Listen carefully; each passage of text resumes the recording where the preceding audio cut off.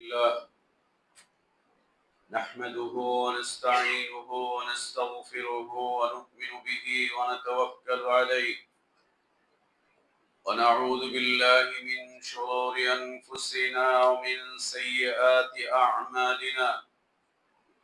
من يهده الله فلا مضل له ومن يضلل فلا هادي له، وأشهد أن لا إله إلا الله وحده لا شريك له، وأشهد أن محمدًا عبده ورسوله أرسله بالحق بشيرًا ونذيرًا وداعيًا إلى الله بإذنه وسراجًا منيرًا. أما بعد، فإن أحسن الحديث كتاب الله، وخير الهدي هدي محمد صلى الله عليه وسلم، وشر الأمور محدثاتها، وكل محدثة بدعة، وكل بدعة ضلالة، وكل ضلالة في النار. يا أيها الذين آمنوا اتقوا الله حق تقاته ولا تموتن إلا وأنتم مسلمون. يا أيها الناس اتقوا ربكم الذي خلقكم من نفس واحدة وخلق منها زوجها وبث منهما رجالا كثيرا ونساء، واتقوا الله الذي تساءلون به والأرحام، إن الله كان عليكم رقيبا. يا أيها الذين آمنوا اتقوا الله وقولوا قولا سديدا يصلح لكم أعمالكم ويغفر لكم ذنوبكم، ومن يطع الله ورسوله فقد فاز فوزا عظيما. اللهم علمنا ما ينفعنا وانفعنا بما علمتنا وزدنا علما. اللهم إنا نعوذ بك من علم لا ينفع، ومن قلب لا يخشع، ومن نفس لا تشبع، ومن دعوة لا يستجاب لها. اللهم آت نفوسنا تقواها وزكها أنت خير من زكاها، أنت ولينا ومولاها.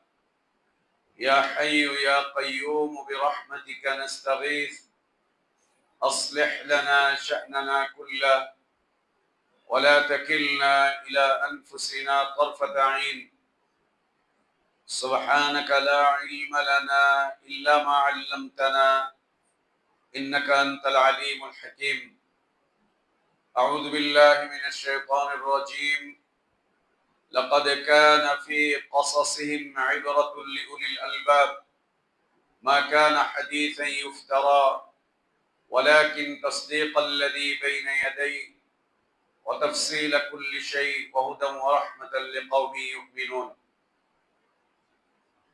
সমস্ত প্রশংসা, যাবতীয় গুণগান একমাত্র, কেবলমাত্র, শুধুমাত্র আল্লাহ রাব্বুল আলামিন, আহকামুল হাকিমিন, আরহামুর রাহিমিন, ইলাহুল আলামিনের জন্য, যিনি আমাদেরকে মুসলিম করে সৃষ্টি করেছেন, যিনি আমাদের জন্য উত্তম হালাল রিজকের ব্যবস্থা করেছেন, যিনি আমাদেরকে বিশুদ্ধ হিদায়াতের পথে আহ্বান জানিয়েছেন, যিনি আমাদেরকে মৃত্যু দিবেন, যিনি আমাদেরকে পুনরায় কিয়ামতের দিন তার সামনে হিসাবের মুখোমুখি করবেন এবং বিশুদ্ধ ঈমান, বিশুদ্ধ আমলের ভিত্তিতে যিনি আমাদেরকে নাজাত আর জাযা দান করবেন, সেই আল্লাহরই প্রশংসা, যিনি জুমার সালাত আদায়ের জন্য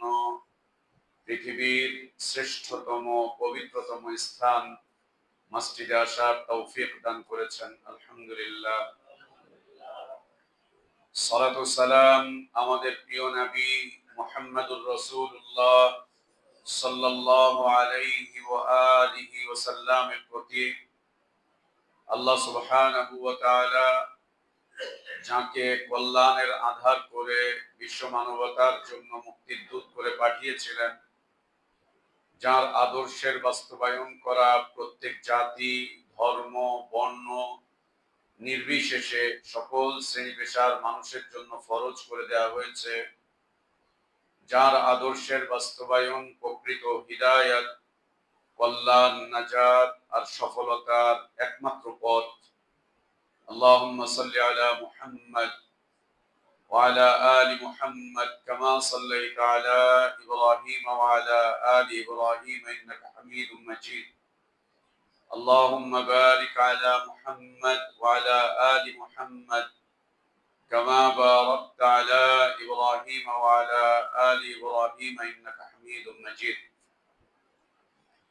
আলহামদুলিল্লাহ, আল্লাহ তাবারক ওয়া তাআলার বিশেষ দয়ায়, তার বিশেষ অনুগ্রহে, তার বিশেষ করুণায় আমরা আল্লাহর পক্ষ থেকে আসা সর্বশ্রেষ্ঠ, সর্বশেষ, তার পছন্দনীয় দিনটুকু জানতে, বুঝতে, মানতে চেষ্টা করছি। আল্লাহর কাছে আমাদের দোয়া, আল্লাহ আমাদের এদিনই জীবনটুকু কবুল করে নেন। আমাদের ভুলগুলো আল্লাহ সংশোধন করে দেন। আমাদের গুনাহগুলো, অন্যায়গুলো, অপরাধগুলো আল্লাহ মাফ করে দেন। আল্লাহ আমাদেরকে ঈমান আর ইসলামের প্রকৃত সৌন্দর্যের উপর বেঁচে থাকার তৌফিক দান করেন। ঈমান আর ইসলামের পূর্ণতার উপরেই আল্লাহ আমাদেরকে মৃত্যু দান করেন।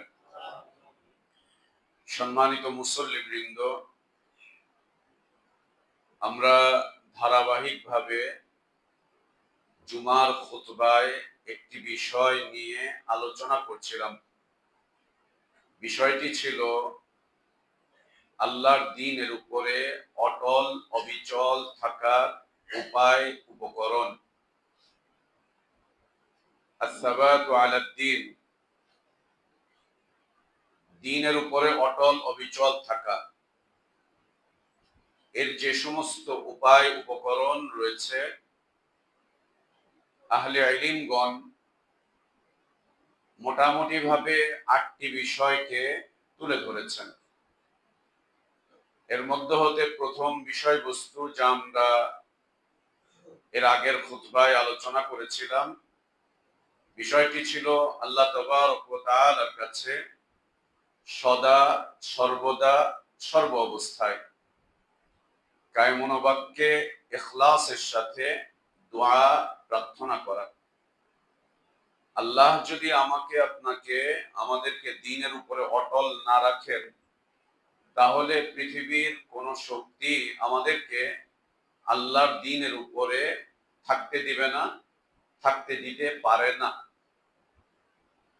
আর আল্লাহ তাবারক ওয়া তাআলা এটি খুব পছন্দ করেন, আমরা যেন আল্লাহর কাছে দোয়া করি, প্রার্থনা করি, কায়মন বাক্যে হৃদয়ের গভীর থেকে যেন আল্লাহর কাছে এই দোয়া করি যে আল্লাহ, আপনি আমাদেরকে আপনার দ্বীনের উপরে অটল রাখেন, অবিচল রাখেন। এবং রাসূলুল্লাহ সাল্লাল্লাহু আলাইহি ওয়া আলিহি ওয়াসাল্লামের মুবারক যত দোয়া, যত জিকির বা আযকার রয়েছে, এগুলো আমরা পড়লেই পাবো যে নবী সাল্লাল্লাহু আলাইহি ওয়াসাল্লাম সকল দোয়া এবং জিকিরের মাধ্যম দিয়ে আল্লাহর কাছে এই প্রার্থনাই করতেন যেন আল্লাহ তাবারক ওয়া তাআলা তাকে, আমাদেরকে যেন দ্বীনের উপরে অটল অবিচল রাখেন।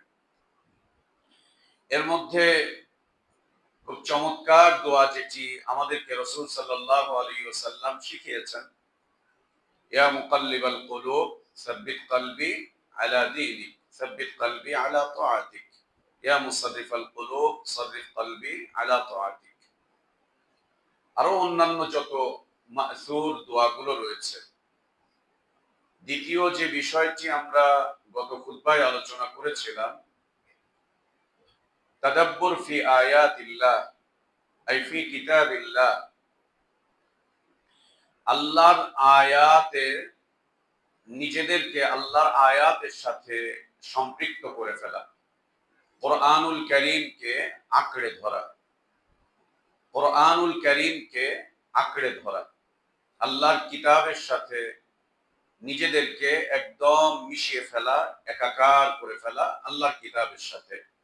অবশ্যই মনে রাখতে হবে যে আল্লাহর কিতাব নিয়ে গবেষণা করা, চিন্তা ভাবনা করা, তাফাক্কুর করা, তাদাব্বুর করা, এটি অবশ্যই রাসূলুল্লাহ সাল্লাল্লাহু আলাইহি ওয়াসাল্লামের সুন্নাতের ভিত্তিতেই হতে হবে। সুন্নাহকে পরিত্যাগ করে, সুন্নাহকে পাশ কাটিয়ে, সুন্নাহকে দূরে ছুড়ে দিয়ে, সুন্নাহকে কটাক্ষ করে, সুন্নাহকে সমালোচনা করে কখনোই আল্লাহর কিতাবের গবেষণাকারী হতে পারে না। যারা রাসূল সাল্লাল্লাহু আলাইহি ওয়াসাল্লামের সুন্নাহকে অবজ্ঞা করে, কটাক্ষ করে, সমালোচনা করে, পাশ কাটিয়ে, পিছনে ফেলে কোরআন গবেষণার কথা বলে, এরা সবকটা মস্তিষ্ক বিকৃত। এরা সবকটা মস্তিষ্ক বিকৃত এবং এদের শেষ পরিণতি বা শেষ অবস্থান বা স্থান হচ্ছে খ্রিস্ট ধর্মে প্রবেশ করা, খ্রিস্টান হয়ে যাওয়া। এটা মনে রাখতে হবে যে এই অবস্থার উপরে বর্তমানে আমাদের দেশে রয়েছে একটি সম্প্রদায় যাদেরকে আহলে কোরআন নামে আমরা চিনে থাকি। এদের শেষ জায়গা হচ্ছে খ্রিস্টান হয়ে যাওয়া। এদের সব কিছুর সাথে খ্রিস্টানদের চমৎকার মিল রয়েছে এবং এদের একজন দায়ী, আমি নাম বললাম না, কিছুদিন আগেই সে মন্তব্য করেছে যে আমাদের শেষ জায়গা হচ্ছে খ্রিস্টান ধর্ম গ্রহণ করা, এরপরে আর এদের কোনো জায়গা নেই। এটি খুব ক্ষতিকর এক বিষয়বস্তু। জীবনে কোনোদিন কোনো অবস্থাতে রাসূল সাল্লাল্লাহু আলাইহি ওয়াসাল্লামের সমালোচকদের সাথে বসতে যাবেন না। আল্লাহ রাসূল সাল্লাল্লাহু আলাইহি ওয়াসাল্লামের সমালোচকদের সাথে কোনোদিন বসতে যাবেন না, তর্কের জন্যও না, ওদের সাথে ডিবেট করার জন্যও না, ওদেরকে ডেকে আপনার দিকে নিয়ে আসার জন্য না, কোনো অবস্থাতেই এদের সাথে বসতে যাবেন না। যে লোকটার কথা বললাম যে সে নিজেই স্বীকৃতি দিয়েছে তাদের শেষ জায়গা হচ্ছে খ্রিস্ট ধর্ম গ্রহণ করা, এই লোকটা আহলে কোরআনদেরকে দাওয়াত দেওয়ার জন্য 2011 সাল থেকে তাদের পিছনে ঘুরেছে। ঘুরতে ঘুরতে এখন এই লোকটা তাদের শ্রেষ্ঠ একজন দায়ী। সে এখন খ্রিস্ট ধর্ম গ্রহণ করার জন্য সার্বিকভাবে সকল প্রস্তুতি নিয়ে ফেলেছে, সকল প্রস্তুতি, তার জায়গা চলে গিয়েছে। তবে আল্লাহ নবী সাল্লাল্লাহু আলাইহি ওয়াসাল্লামকে নিয়ে সমালোচনা করে, অস্বীকারী তো বাদ, ব্যঙ্গ বিদ্রুপকারীও বাদ, ঠাট্টা মস্করাকারীও বাদ, এর চাইতে অনেক নিচু জায়গা হচ্ছে সমালোচনাকারী, অনেক হালকা। এই সমালোচকদের সাথেও কখনো বসতে যাবেন না। বসলে যে ক্ষতিটা হবে সেটা হচ্ছে ও আপনাকে আল্লাহর কিতাব দিয়ে উঝলাতে থাকবে, আল্লাহর কিতাব দিয়ে ও আপনাকে আকর্ষণ করতে থাকবে। আল্লাহর কিতাবের একটা আকর্ষণ তো আছেই আমাদের হৃদয়ে। আমাদের মধ্যে এমন কে আছে যারা আমরা আল্লাহর কালামকে ভালোবাসি না, পছন্দ করি না? আমাদের মধ্যে এমন কে আছে যাদের হৃদয়টা আল্লাহর কালামের তেলাওয়াত শুনলে বিগলিত হয় না? আমাদের মধ্যে এমন কে আছে যারা জীবনে একবার হলেও আল্লাহর কিতাব শুনে কাঁদিনি? কেমন কে আছে এরকম? মুমিন মানেই আল্লাহর কিতাবের উপরে দুর্বল, মুমিন মানেই আল্লাহর কিতাবের কাছে তারা এসে আত্মসমর্পণকারী।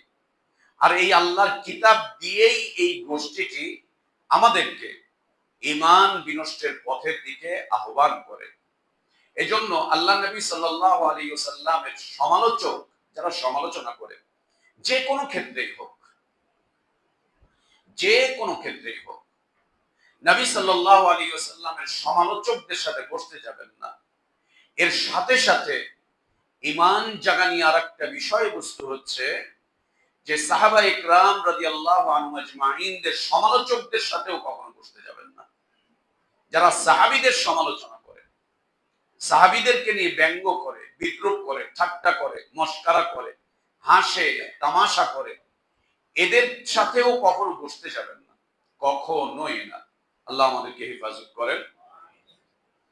তো দ্বিতীয় বিষয়বস্তু ছিল আল্লাহর কালামের সাথে নিজেদেরকে একাকার করে ফেলা, কিতাবুল্লাহর সাথে একাকার করে ফেলা।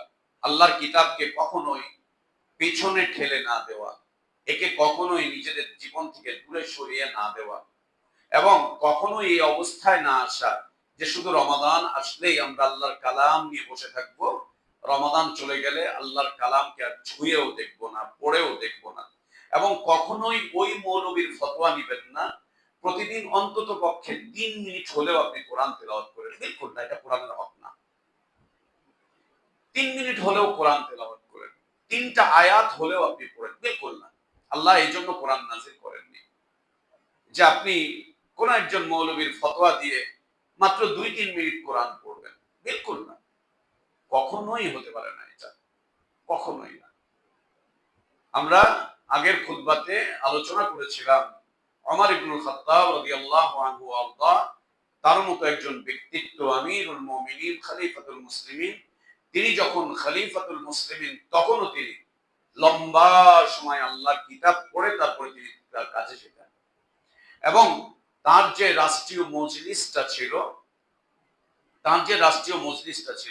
রাষ্ট্রীয় মজলিস বললে আমরা কি বুঝি? সংসদ ভবন অথবা বিশাল কয়েক একর জমির উপরে একটা আয়েশি ভবন। এটা কোনোদিন মুসলিমদের রাষ্ট্রীয় ভবন হতে পারে না। মুসলিমদের রাষ্ট্রীয় ভবন ছিল আবু বকর রাদিয়াল্লাহু আনহু, যেখানে থেকে তিনি রাষ্ট্র পরিচালনা করতেন।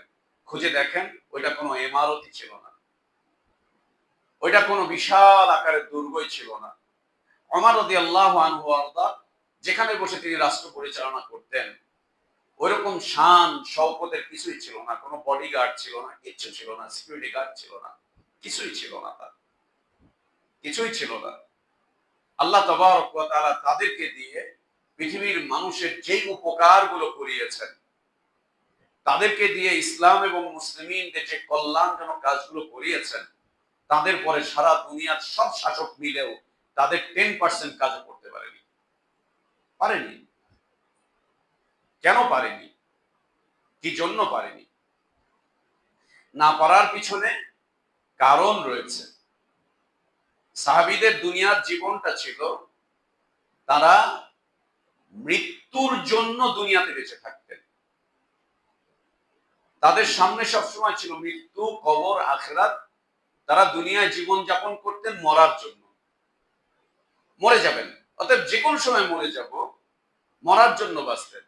আর আমরা দুনিয়াতে বাঁচি হচ্ছে বাঁচার জন্য। বাঁচার মতো বাঁচতে চাই, স্লোগান তো আমরা শুনি, বাঁচার মতো বাঁচতে চাই। দুনিয়াতে আমরা বাঁচি বাঁচার জন্য। এই জন্য আমরা আমাদের সব কিছুকে ব্যবহার করি একটু ভালোভাবে বেঁচে থাকার জন্য। আর সাহাবীদের জিন্দেগি ছিল, দুনিয়াতে আছি মরে যাওয়ার জন্য, যে কোনো মুহূর্তে চলে যাব। অতএব মৃত্যুর জন্য প্রস্তুতি, মৃত্যুর জন্য পাথেয় সম্বল গ্রহণ করা, পরকালের জন্য কিছু জমা করে নেওয়া, তো আল্লাহর কিতাবের সাথে নিজেদেরকে সম্পৃক্ত করে নেওয়া। আজকের জুমার খুতবায় আমরা তৃতীয় বিষয় এবং সম্ভব হলে চতুর্থ বিষয় নিয়ে আলোচনা করব। যে বিষয়বস্তুগুলোর মাধ্যম দিয়ে আল্লাহর দ্বীনের উপরে অটল অবিচল থাকা যায়, ঈমান জাগ্রত থাকে, ঈমান সবসময় কার্যকরী থাকে, খুব কার্যকরী থাকে, ঈমানটা সবসময় জাগ্রত থাকে। এই বিষয়বস্তুগুলোর মধ্যে হতে তৃতীয় বিষয় হচ্ছে আম্বিয়া আলাইহিমুস সালাতু ওয়াস সালাম গণের সিরাত অধ্যয়ন করা, নবী রাসূলগণের সিরাত, তাদের জীবন, আম্বিয়া আলাইহিমুস সালাতু ওয়াস সালাম গণের সিরাত, তাদের জীবনী। আল্লাহ তাবারক ওয়া তাআলা তাদেরকে একটি মুবারক জীবন দিয়েছিলেন, খুব চমৎকার, খুব সুন্দর, খুব বারাকাতপূর্ণ একটি জীবন আল্লাহ তাবারক ওয়া তাআলা নবী রাসূলগণকে দিয়েছিলেন। এবং তাদেরকে যেই মুবারক জীবন দিয়েছিলেন, ওই জীবনটা সরাসরি আল্লাহ তাবারক ওয়া তাআলা দ্বারা নির্দেশিত ছিল। সরাসরি তাদের জীবনটা সরাসরি আল্লাহ তাবারক ওয়া তাআলা কর্তৃক নির্দেশিত ছিল, একদম সরাসরি আল্লাহ কর্তৃক নির্দেশিত। আল্লাহ তাবারক ওয়া তাআলার নির্দেশের বাইরে তারা কখনোই কোনো অবস্থায় অবস্থান করেননি। কখনোই না। আম্বিয়া আলাইহিমুস সালাতু ওয়াস সালামের সিরাতকে আল্লাহ তাবারক ওয়া তাআলা কোরআনুল কারীমে কসস হিসেবে উল্লেখ করেছেন, কসস নামে বর্ণনা করেছেন। কসস, আমাদের দেশে একটা কিতাব আছে কসাসুল আম্বিয়া, নবী রাসূলদের কসস। এখানে অনেক ভুল, মিথ্যা, অসাধু কথাবার্তা রয়েছে, অসাধু কথাবার্তা রয়েছে। নবী রাসূলদের জীবনী পড়বেন কোরআনুল কারীম থেকে। বিশেষ করে যদি পড়তে চান তাফসীরে ইবনে কাসির থেকে নবী রাসূলদের যে জীবনী বর্ণনা রয়েছে ইবনে কাসিরে, ওখান থেকে পড়বেন। একই সাথে অনেকগুলো বিষয় পড়া হয়ে যাবে। ইবনে কাসির পড়লে এটা একটা সুন্দর বৈশিষ্ট্য ইবনে কাসিরের, যে একই সাথে অনেকগুলো বিষয় পড়া হয়।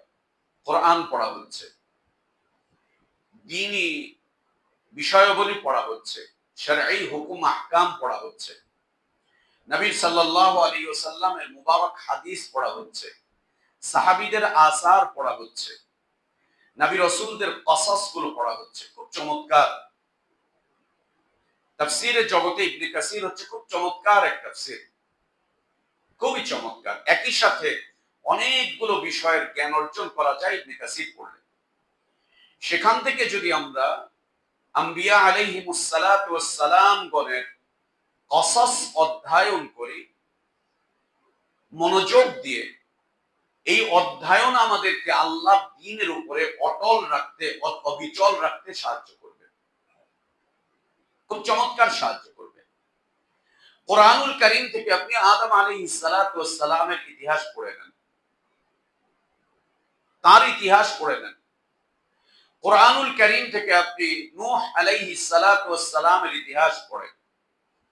কোরআনুল কারীম থেকে আবুল আম্বিয়া ইব্রাহিম আলাইহিস সালাতু ওয়াস সালামের ইতিহাস পড়েন।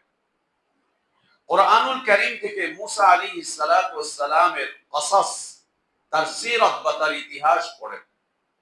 ঈসা আলাইহিস সালাতু ওয়াস সালামের সিরাত বা ইতিহাস পড়েন।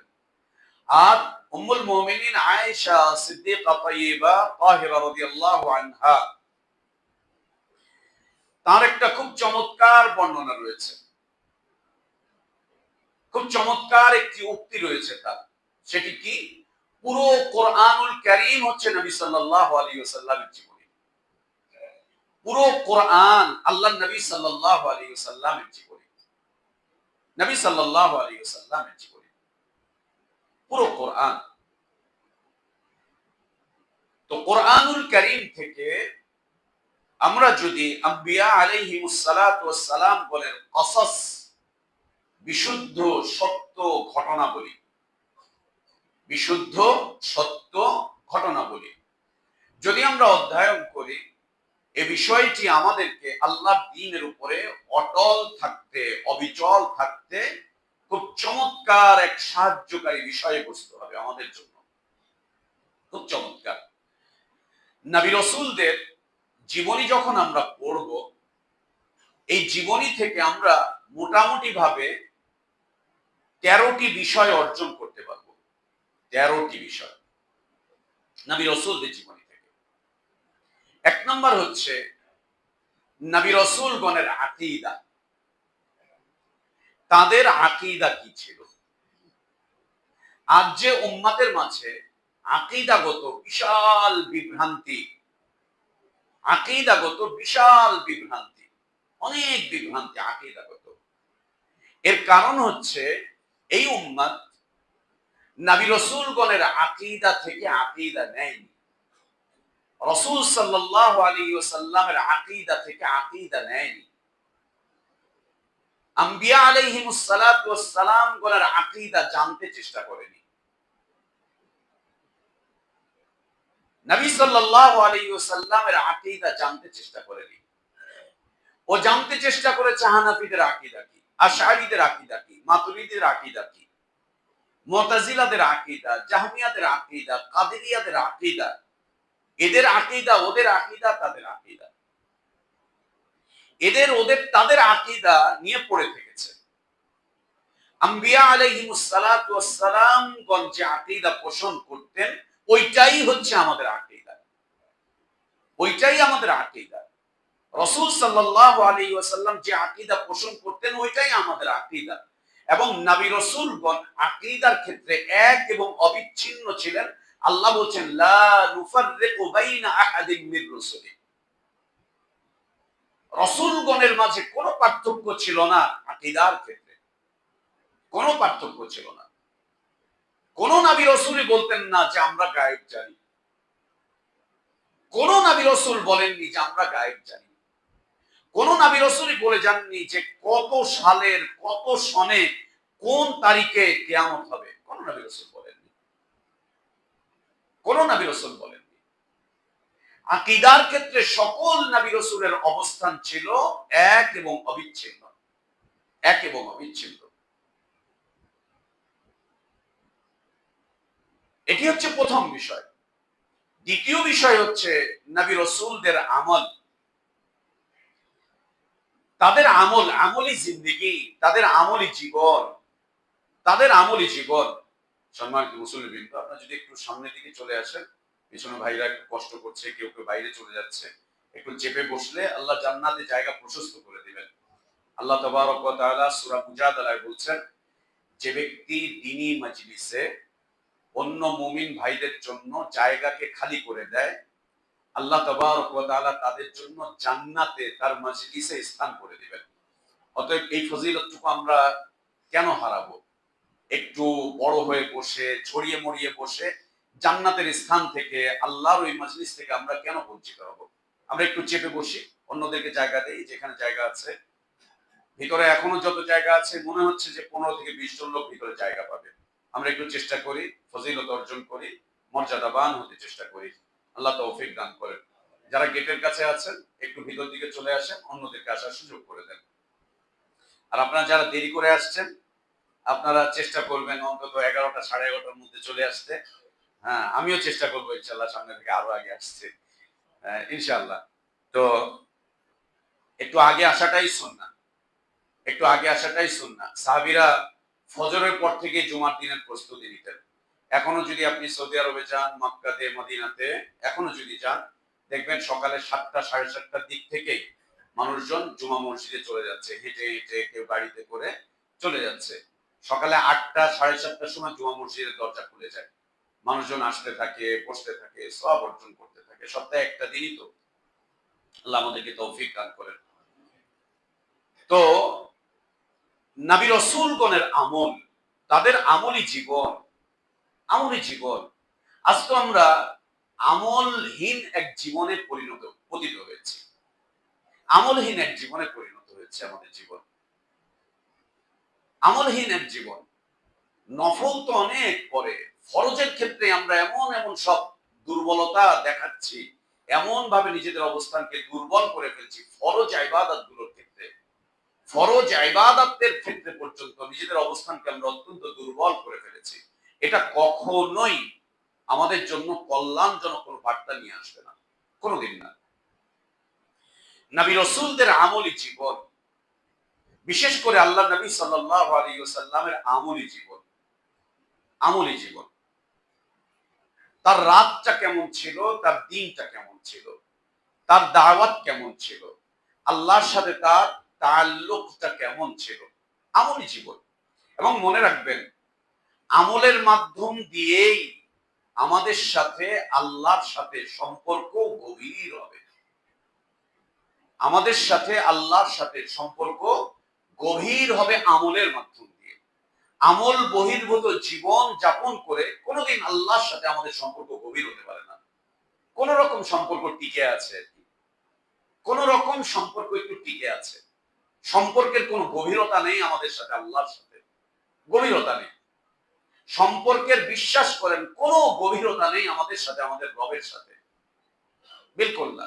আমাদের সম্পর্কের গভীরতা আমাদের চাকরির সাথে, ব্যবসার সাথে, আমাদের রাজনীতির সাথে, আমাদের সমাজনীতির সাথে, পরিবারের সাথে আমাদের সম্পর্ক গভীর। আল্লাহর সাথে আমাদের সম্পর্ক এত গভীর না, এত গভীর না। নবী রাসূলগণের সাথে আল্লাহর সাথে সম্পর্ক ছিল খুব গভীর, অনেক গভীর ছিল, অনেক গভীর ছিল।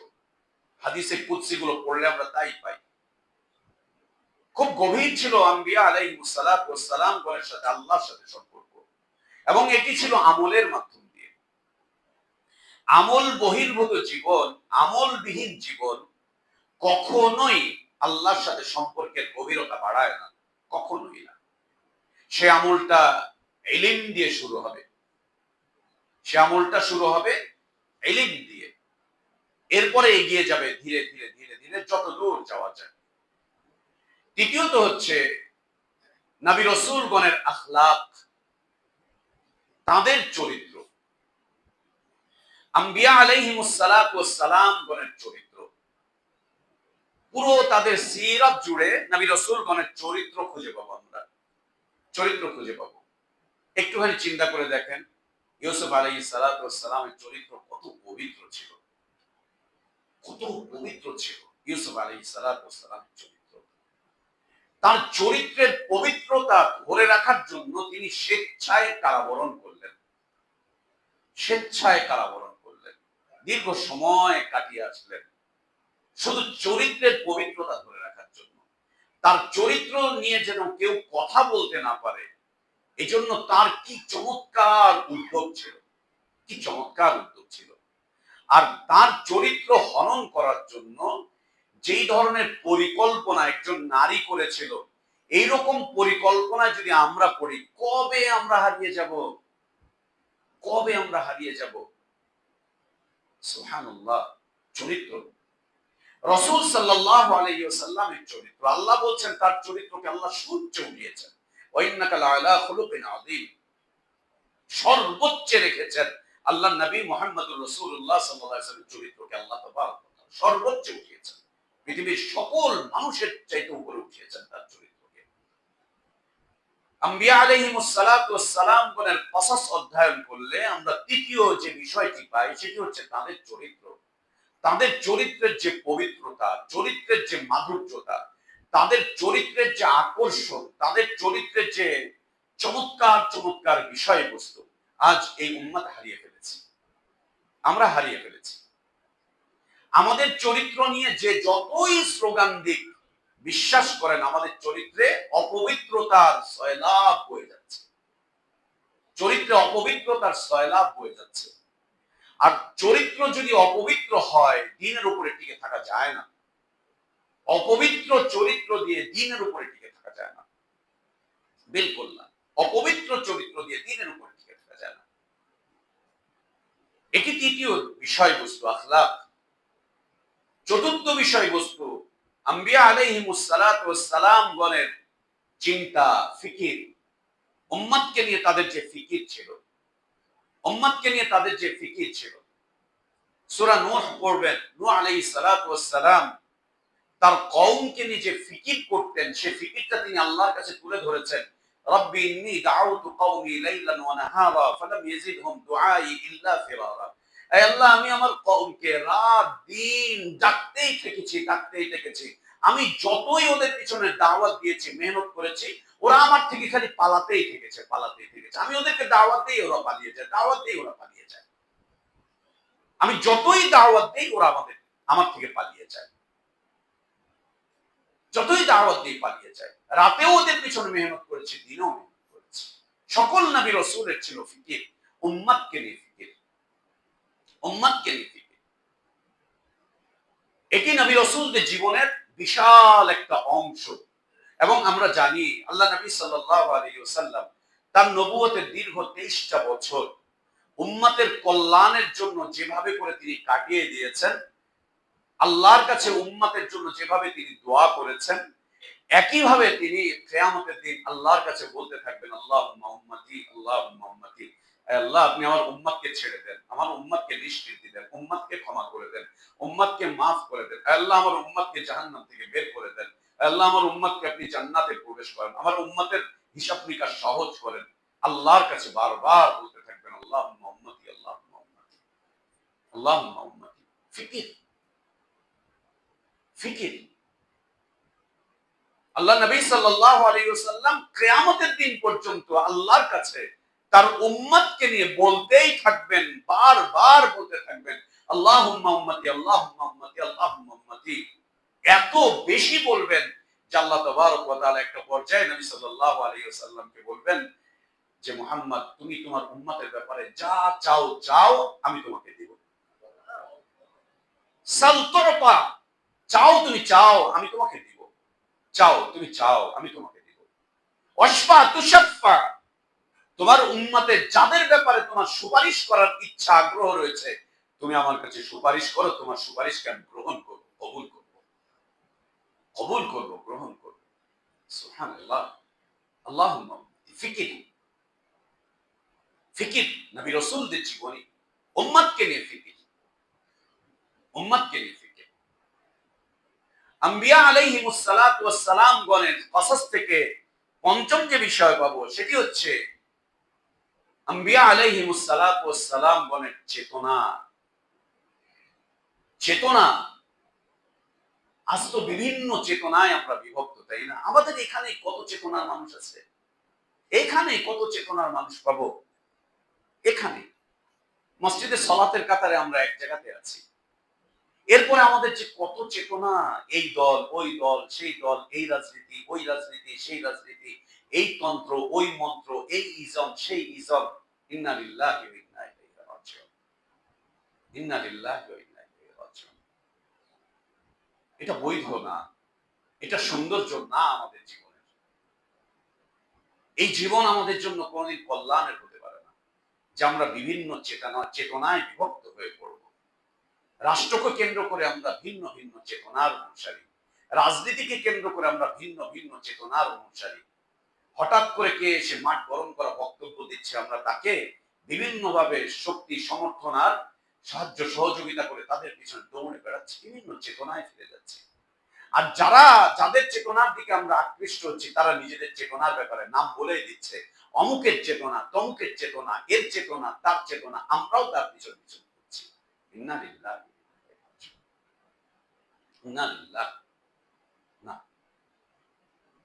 আম্বিয়া আলাইহিমুস সালাতু ওয়াস সালাম গণের একটা চেতনা ছিল, যেই চেতনার উপরে তারা উদ্বুদ্ধ ছিলেন, যেই চেতনাকে তারা লালন করেছিলেন, যেই চেতনাকে তারা ধারণ করেছিলেন, যেই চেতনার জন্য নবী রাসূলগণ কোরবানি করছিলেন, জীবনের সবকিছুকে কোরবানি করছিলেন। তাওহীদি এক চেতনা, তাওহীদি এক চেতনা, দ্বীনি এক চেতনা, দ্বীনি এক চেতনা, তাওহীদি এক চেতনা। জীবন দুনিয়ার সকল চেতনা যে চেতনার কাছে এসে আত্মসমর্পণ করে, দুনিয়ার সকল চেতনা যে চেতনার কাছে এসে নিজেদের সৌন্দর্য হারিয়ে ফেলে, ম্লান হয়ে যায়, যে চেতনা, যে চেতনার কাছে দুনিয়ার সকল চেতনা এসে ম্লান হয়ে যায়, সৌন্দর্য হারিয়ে ফেলে, এমন এক চেতনা আম্বিয়া আলাইহিমুস সালাতু ওয়াস সালাম লালন করতেন, যে চেতনার কাছে দুনিয়ার সকল চেতনা তাদের সৌন্দর্য হারিয়ে ফেলত, ম্লান হয়ে যেত, একেবারে ধরাশায়ী হয়ে যেত। ষষ্ঠ বিষয়বস্তু আম্বিয়া আলাইহিমুস সালাতু ওয়াস সালাম গণের জীবনী থেকে পাওয়া যায় নীতি, নবী রাসূলগণের নীতি। চমৎকার সুন্দর এক নীতির উপরে তারা অটল অবিচল ছিলেন, সুন্দর চমৎকার এক নীতির উপরে, খুব চমৎকার, অনেক মূল্যবান, অনেক মর্যাদাবান, অনেক মূল্যবান, অনেক মর্যাদাবান। দুনিয়ার ক্ষেত্রে অনেক ক্ষতিগ্রস্ত হয়েছেন নবী রাসূলগণ, কিন্তু তারা তাদের নীতিতে অটল অবিচল থেকেছিলেন, ন্যায় নীতির উপরে অটল অবিচল থেকেন, অটল অবিচল ছিলেন, একদম ন্যায় নীতির উপরে অটল অবিচল ছিলেন। আজকে আমরা নীতি বিক্রি করে দিচ্ছি, নীতি বিক্রি করে দিচ্ছি, আর নীতি বিক্রি করে দিচ্ছি কতটুকুতে? সামান্য কিছুতে, সামান্য কিছুতে। আল্লাহ তাবারক ওয়া তাআলা রাসূলুল্লাহ সাল্লাল্লাহু আলাইহি ওয়া আলিহি ওয়াসাল্লামকে দিয়ে ঘোষণা করেছেন, হে নবী তুমি পৃথিবীর মানুষকে বলো, লা আসআলুকুম আলাইহি আজরা ইন আজরিয়া ইল্লা আলাল্লাযী ফাতারানি আফালা তা'কিলুন। হে নবী তুমি তাদেরকে বলো যারা তোমার নীতি কিনতে চায়, যারা তোমার থেকে তোমার নীতি কিনে নিতে চায়, তাদেরকে বলো আমি তোমাদের কাছে দুনিয়ার কোনো মূল্য চাই না, মূল্য কামনা করি না। তোমরা আমাকে কি দিতে পারবা? যেটা আছে ওইটাই দিতে পারবা, এর চাইতে বেশি কিছু না। কি বা এমন দিতে পারবা তোমরা আমাকে? কি বা এমন দিতে পারবা তোমরা আমাকে? কিছুই দিতে পারবা না। আর তোমাদের কাছে আমি কিছুই চাই না। আমি চাই আমার রবের কাছে, যিনি আমাকে আমাকে পুরস্কার দিয়ে ভূষিত করবেন, যিনি আমাকে পুরস্কার দিবেন, পুরস্কৃত করবেন। আর আল্লাহ তাবারক ওয়া তাআলা এই উম্মতকে আদেশ করেছেন, ইত্তাবিউ মান লা ইয়াসআলুকুম আজরান ওয়া হুম মুহতাদুন। ওই লোকজনদের পিছনেই চলো, ওই আলেমদের পিছনেই চলো, তাদের সাথেই থাকো যারা তোমাদের কাছে নীতি বিক্রি করে দুনিয়া চায় না।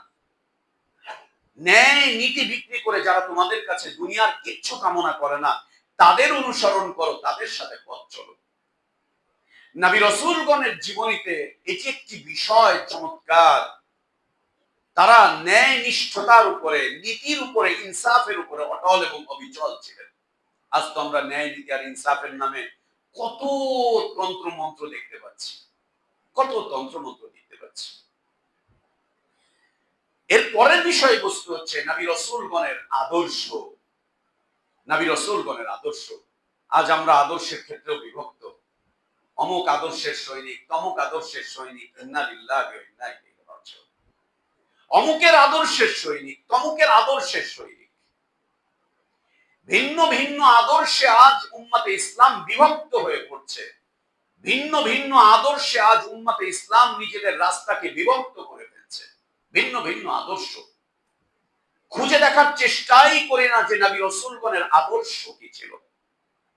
এক্ষেত্রে মুহাম্মদুর রাসূলুল্লাহ সাল্লাল্লাহু আলাইহি ওয়াসাল্লামের আদর্শ কি ছিল? আদর্শ কি ছিল? কোন আদর্শে তিনি লালিত ছিলেন? কোন আদর্শে তিনি দুনিয়াতে পালিত ছিলেন? আল্লাহ তাবারক ওয়া তাআলা তাকে কোন আদর্শের উপরে প্রতিষ্ঠিত রেখেছিলেন? কোন আদর্শ নিয়ে তিনি জীবন যাপন করেছিলেন? নবী রাসূলগণ, বিশেষ করে মুহাম্মদুর রাসূলুল্লাহ সাল্লাল্লাহু আলাইহি ওয়া আলিহি ওয়াসাল্লাম কোন আদর্শ? আদর্শ আম্বিয়া আলাইহিমুস সালাতু ওয়াস সালাম গণের জীবনের একটা অন্যতম বড় একটি দিক তাদের আদর্শ। তাদের আদর্শ। আল্লাহ তাবারক ওয়া তাআলা নবী রাসূলগণের আদর্শকে আমাদের জন্য জীবনের পথ চলার পথ হিসেবে উল্লেখ করেছেন। জীবনের পথ চলার পথ হচ্ছে নবী রাসূলগণের আদর্শ, তাদের আদর্শ। তাদের আদর্শের অনুসারী হওয়া, তাদের আদর্শকেই সামনে রেখে জীবনের পথটাকে এগিয়ে নিয়ে যাওয়া, অন্য কারো আদর্শ না। তাদের আদর্শটাকে সামনে রেখে জীবনের পথগুলোকে সামনের দিকে এগিয়ে নিয়ে যাওয়া, অন্য কোনো আদর্শ না। এরপরে হচ্ছে নবী রাসূলগণের জীবন যাপনের গতি। জীবন যাপনের গতি, গতি তো আমরা বুঝি, তাই না? আমাদের যানবাহনগুলোর গতি, রাস্তায় রাস্তায় লেখা রয়েছে গতি সীমিত করেন, সর্বোচ্চ গতি সীমা এটা, এর চাইতে উপরে গেলেই আপনাকে মামলা দেওয়া হচ্ছে, এর চাইতে উপরে গেলেই রোড অ্যাক্সিডেন্ট ঘটছে। আম্বিয়া আলাইহিমুস সালাতু ওয়াস সালামের জীবনের একটা গতি ছিল, একটা গতি। এই গতিটা ছিল, জীবনের এই গতিটা ছিল আখিরাতমুখী। জীবনের গতিটা ছিল আখিরাতমুখী এবং এই গতিটাকে আল্লাহ তাবারক ওয়া তাআলা বাড়াতে উদ্বুদ্ধ করেছেন। গতি বাড়ান। আখিরাতমুখী জীবনের যে গতি আছে, এই গতিকে আপনি যত বাড়াবেন তত বেশি আপনি দুনিয়াতে অ্যাক্সিডেন্ট মুক্ত থাকবেন, অ্যাক্সিডেন্ট কমবে। দুনিয়ার যানবাহন আর আখিরাতমুখী বাহনের দুইটা পার্থক্য। দুনিয়ার যানবাহনে সর্বোচ্চ গতিসীমা নির্ধারণ করা হয়েছে, গতি কমাতে বলা হয়েছে। দুনিয়ার এই জীবনে কখনো কখনো থেমে যেতে বলা হয়েছে, কখনো কখনো দুনিয়ার এই জীবনে আমাদেরকে সিগন্যাল বাতি দিয়ে আমাদেরকে বিভিন্ন ভাবে স্টপ করানো হচ্ছে। নবী রাসূলদের জীবন যাপনের গতি ছিল আখিরাতমুখী। আর আখিরাতমুখী জীবন যাপনের গতি যত বাড়াবেন তত বেশি আমরা অ্যাক্সিডেন্ট থেকে বেঁচে যাব। যেই অ্যাক্সিডেন্ট গুলো আমাদের ঘটবে ইসলাম বিরোধী শক্তিগুলোর সাথে, যেই অ্যাক্সিডেন্ট গুলো ঘটবে ইসলাম বিরোধী নীতির সাথে, আদর্শের সাথে, সেই অ্যাক্সিডেন্ট গুলো থেকে আমরা বেঁচে যেতে পারবো যদি আমরা আমাদের আখিরাতের জীবনের গতিটাকে বাড়িয়ে দিতে পারি, যত বাড়াতে পারি, অবশ্যই সুন্নাহর গণ্ডির ভিতরে থেকে, এর বাইরে গিয়ে না। অবশ্যই সুন্নাহর গণ্ডির ভিতরে থেকে জীবনের গতিকে আরো বেশি বাড়ানো, যত বাড়াতে পারবো ততই আমরা দিন বিরোধী অ্যাক্সিডেন্ট যেগুলো ঘটে, ওই অ্যাক্সিডেন্ট গুলো থেকে, দুর্ঘটনা থেকে আমরা বেঁচে আল্লাহ দ্বীনের উপর অটল অবিচল থাকতে পারবো। প্রয়োজন হচ্ছে গতিকে বাড়ানো। আজ তো আমাদের গতি মন্থর হয়ে গিয়েছে। আমাদের গতি, আখিরাতমুখী জীবনের গতি আজ মন্থর হয়ে গিয়েছে, থেমে গিয়েছে। আখিরাতমুখী জীবনের গতি বাড়াবার জন্য ফুয়েল নেই আমাদের কাছে, ইঞ্জিনগুলো অকেজো হয়ে গিয়েছে, একদম অকেজো হয়ে গিয়েছে। আখিরাতমুখী জীবনের গতির ইঞ্জিন একদম অকেজো হয়ে গিয়েছে, এর ফুয়েল শূন্য হয়ে গিয়েছে। গতি আমরা খুঁজে পাই না। কেন? এই গতি আমরা কোথায় গিয়ে পাবো? আখিরাতমুখী জীবনের গতি আমরা কোথায় গিয়ে পাবো? ফুয়েল আমরা কোথায় গিয়ে পাবো? আমাদেরকে রিচার্জ কে করবে? আমাদেরকে সার্ভিসিং কে করবে?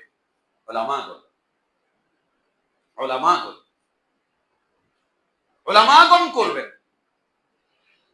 এক্ষেত্রে সমস্যা হচ্ছে, না আমরা ওলামাদের কাছে যাই, আর না ওলামাগণ আমাদের কাছে আসেন। না আমরা তাদের কাছে যাই, না তারা আমাদের কাছে আসেন। দ্বিতীয় সমস্যা হচ্ছে, ওলামাগণকে আমরা বিভিন্ন ভাবে ক্রয় করার চেষ্টা করেছি। তৃতীয় সমস্যা হচ্ছে, ওলামাগণকে আমরা আমাদের চাকুরে বানাবার চেষ্টা করেছি। এজন্য আখিরাতের গতি কমে গিয়েছে। সাহাবায়ে কেরাম রাদিয়াল্লাহু আনহুম আজমাইনগণ তাদের আখিরাতের জীবনের গতির জন্য কার কাছে আসতেন? রাসূলুল্লাহ সাল্লাল্লাহু আলাইহি ওয়াসাল্লামের কাছে।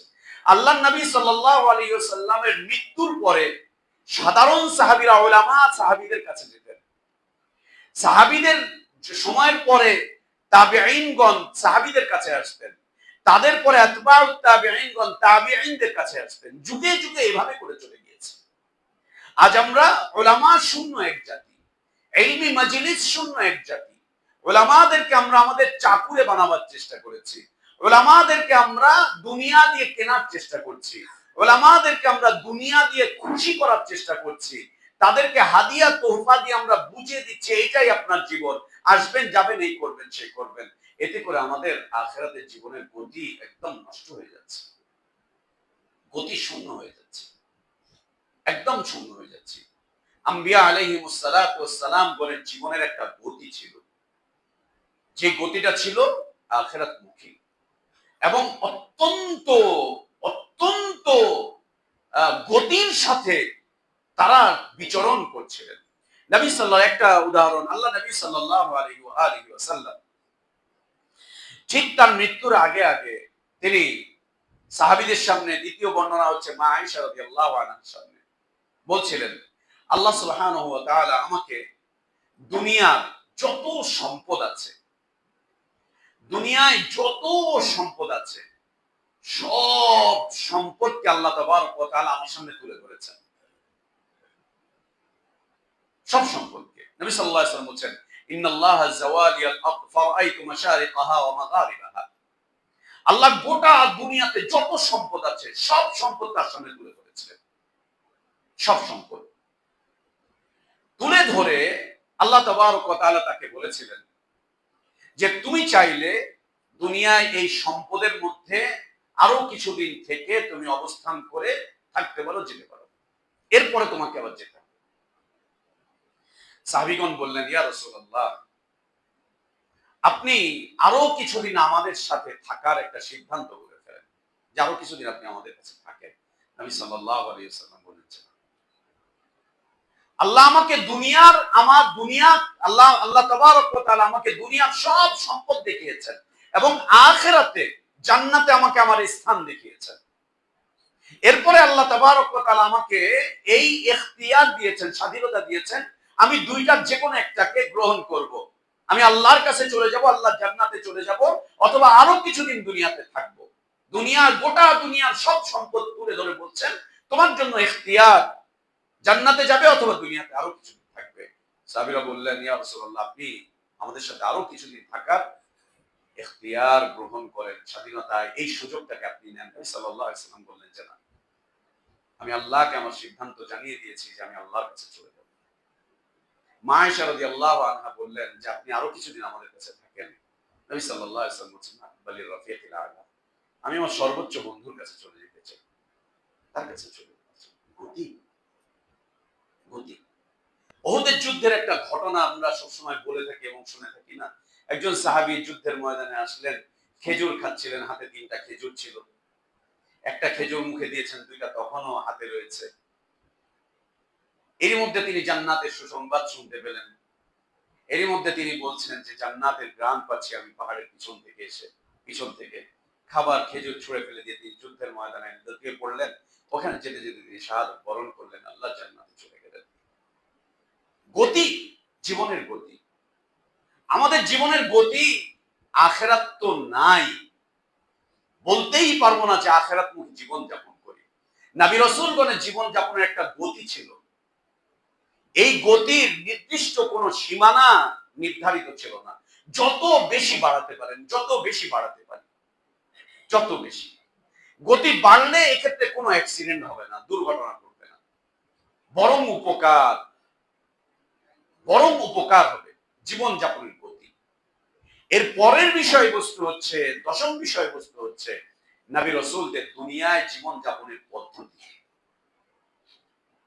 দুনিয়ায় জীবন যাপনের পদ্ধতি, ছোট্ট একটা উদাহরণ। আল্লাহ নবী সাল্লাল্লাহু আলাইহি ওয়াসাল্লামের কাছে অনুমতি নিয়ে ওমর ইবনুল খাত্তাব রাদিয়াল্লাহু আনহু তার ঘরে প্রবেশ করলেন। যখন ওমর রাদিয়াল্লাহু আনহু ঘরে প্রবেশ করলেন, তখন নবী সাল্লাল্লাহু আলাইহি ওয়াসাল্লাম শোয়া থেকে উঠে বসলেন। যখন বসলেন, ওমর রাদিয়াল্লাহু আনহু তাকে দেখলেন নবী সাল্লাল্লাহু আলাইহি ওয়াসাল্লামের পিঠে চাটাইয়ের দাগ পড়ে গিয়েছে। খেজুর পাতার চাটাই বিছানা, এটা দাগ পড়ে গিয়েছে। ওমর রাদিয়াল্লাহু আনহু দেখে অত্যন্ত মর্মাহত হলেন, খুব মর্মাহত হলেন যে পিঠে চাটাইয়ের দাগ, খুব মর্মাহত হলেন। এরপরে বললেন যে ইয়া রাসূলুল্লাহ, দুনিয়ার রাজা বাদশারা কত শান শওকতের মধ্যে জীবন যাপন করছে, আর আপনার একই অবস্থা। এরপর নবী সাল্লাল্লাহু আলাইহি ওয়াসাল্লামের কাছে তিনি অনুমতি চাইলেন, ইয়া রাসূলুল্লাহ, আপনি অনুমতি দিলে আমি আপনার জন্য একটা তোশক বানিয়ে আনি, আপনার জন্য যদি অনুমতি দেন, একটা তোশক বানিয়ে আনি যেটার মধ্যে আপনি একটু আরাম করে শোবেন। নবী সাল্লাল্লাহু আলাইহি ওয়াসাল্লাম বললেন, ওমর, দুনিয়ার সাথে আমার সম্পর্ক কি? দুনিয়ার সাথে আমার সম্পর্কটা কি? আরামদায়ক বিছানার সাথে দুনিয়ার সাথে আমার সম্পর্কটা কি? আম্বিয়া আলাইহিমুস সালাতু ওয়াস সালাম গণের দুনিয়ায় জীবন যাপনের একটা বিশেষ পদ্ধতি ছিল। বিশেষ এক পদ্ধতিতে তারা দুনিয়াতে জীবন যাপন করতেন। তাদের দুনিয়ায় জীবন যাপনের যে পদ্ধতি ছিল, এই পদ্ধতিটা আমরা যদি গবেষণা করি, পড়ি, দেখি, বুঝি, তাহলে আমরা দেখব যে তারা দুনিয়াতে জীবন যাপন করতেন আখিরাতের জন্য। আল্লাহ পাঠিয়েছেন, দুনিয়ার জীবন যাপন করতেন আখিরাতের জন্য। একটা বিশেষ পদ্ধতিতে তারা দুনিয়াতে জীবন যাপন করেছেন, বিশেষ একটা পদ্ধতি। আল্লাহু আকবার, খুব চমৎকার সে পদ্ধতি, খুব মর্যাদাপূর্ণ সে পদ্ধতি, খুব দামি সে পদ্ধতি, খুবই চমৎকার। এর পরের বিষয়বস্তু নবী রাসূলদের শিক্ষা, তালিম। সরাসরি আল্লাহ প্রদত্ত তালিমের উপরে তারা প্রতিষ্ঠিত ছিলেন, সরাসরি আল্লাহ প্রদত্ত তালিমের উপর প্রতিষ্ঠিত ছিলেন। দুনিয়ায় কোন শিক্ষা ব্যবস্থার সাথে, দুনিয়ার কোন কারিকুলামের সাথে, দুনিয়ার কোন শিক্ষা বোর্ডের সাথে নবী রাসূলদের শিক্ষা ব্যবস্থার কোনো সম্পর্ক ছিল না, কোনো সম্পর্ক ছিল না, কোনো সম্পর্ক ছিল না। বিশ্বাস করেন, দ্বীনি শিক্ষার সাথে যারা অন্যান্য কারিকুলামকে মেলাতে চেষ্টা করবে, ওরা আসলে আল্লাহ দ্বীন